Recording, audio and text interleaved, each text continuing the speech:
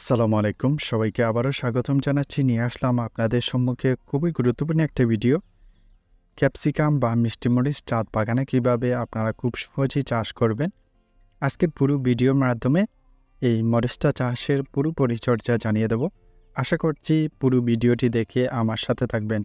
Capsicum এই মরিচটা আমাদের দেশে ছাদ বাগানে সারা বছরই কিন্তু চাষ করা যায়।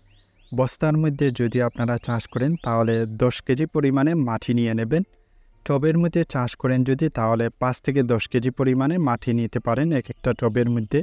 এক একটা বস্তার মধ্যে মাটির সাথে যেসব সার প্রয়োগ করবেন সেটা হচ্ছে কম্পোস্ট সার, অর্থাৎ বাড়িতে 7 থেকে 10 দিন গোবর শুকিয়ে এটাকে গুঁড়ো করে আপনারা কম্পোস্ট সার তৈরি করে এক একটা বস্তার মধ্যে প্রয়োগ করবেন।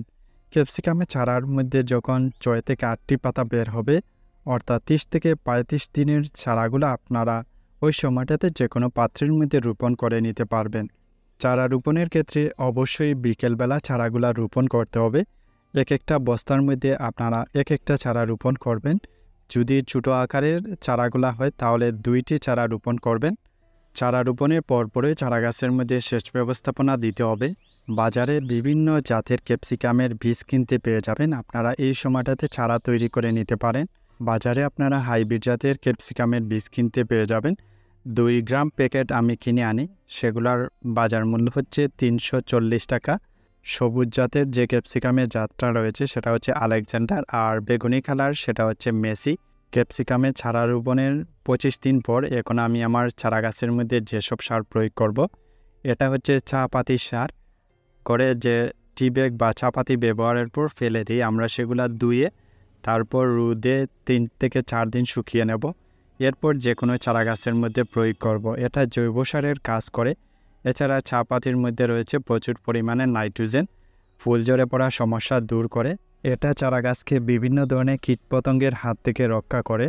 এরপর পরই যে সারটা প্রয়োগ করছি সেটা হচ্ছে ডিমের কুসা। ডিম সিদ্ধ করার পর সেগুলা ফেলে না দিয়ে একদিন রোদের মধ্যে শুকিয়ে নেবেন। এরপর যে কোনো গাছের মধ্যে আপনারা প্রয়োগ করবেন, কারণ ডিমের কুসার মধ্যে রয়েছে প্রচুর পরিমাণে ক্যালসিয়াম, আর এই ক্যালসিয়ামের অভাব দেখা দিলে গাছের পাতা হলদে হয়ে যায়, গাছের পাতা বিকৃতি আকার ধারণ করে।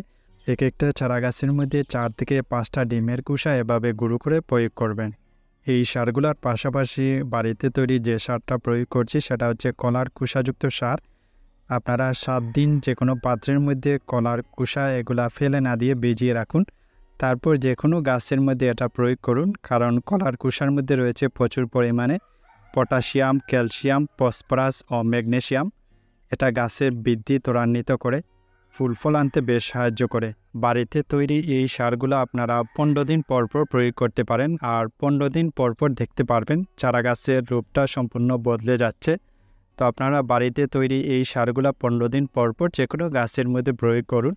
দিন দিন আমাদের দেশে ক্যাপসিকামের চাহিদা খুব বেড়েই চলছে। বাজারে এর মূল্য হচ্ছে 200 থেকে 300 টাকা দরে প্রতি কেজি বিক্রি হয়।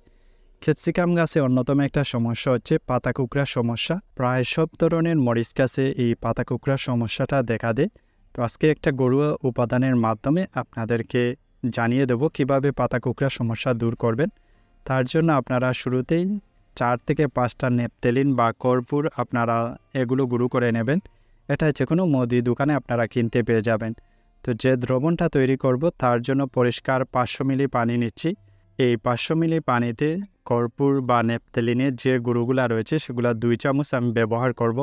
এটা সহজেই মিশবে না, তার জন্য আপনারা কিছুক্ষণ নাড়িয়ে নেবেন। এরপর যে গুরুত্বপূর্ণ উপাদানটা নিচ্ছি সেটা হচ্ছে ভিনেগার বা সিরকা।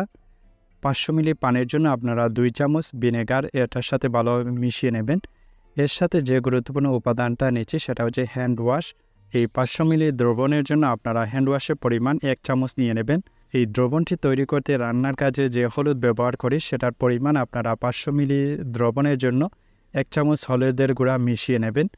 তো এই দ্রবণটা আপনারা যদি 7 দিন পর পর স্প্রে করে দিতে পারেন তাহলে খুব সহজেই পাতা কুঁকড়া সমস্যা দূর করতে পারবেন।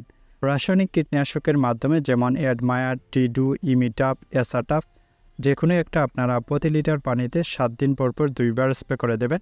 দেখবেন খুব সহজেই আপনার চারা গাছ থেকে এই পাতা কুঁকড়া সমস্যা দূর হয়ে যাবে।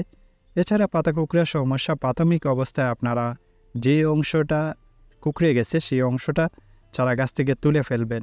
এই মরিচ গাছে যখন চারা গাছের মধ্যে ফুল আসা শুরু হয় তখন দেখা যায় যে ফুলগুলা ঝরে পড়ে যায়। যদি আপনার মরিচ গাছে এই সমস্যাটা দেখা দেয় তাহলে এই পিজিআরটা আপনারা স্প্রে করে দেবেন। বাজারে 50 মিলি থেকে শুরু করে এই মিরাকুলান পিজিআরটা কিনতে পেয়ে যাবেন। 50 মিলির দাম হচ্ছে 60 টাকা। যখন এই মরিচ গাছের মধ্যে ফুল আসা শুরু হবে তখন আপনারা 10 দিন অন্তর অন্তর এই পিজিআরটা স্প্রে করে দেবেন। দেখবেন একটাও আর ফুল ঝরে পড়বে না। এতে করে চারা গাছের নতুন অনেক কুশি বের হবে এবং প্রচুর ফলন হবে। এটা ফুল ফল বাড়াতে বেশ সাহায্য করে। বন্ধুরা, আজকে এখানেই আপনাদের কাছ থেকে বিদায় নিচ্ছি। সেই পর্যন্ত ভালো থাকবেন। আল্লাহ হাফিজ।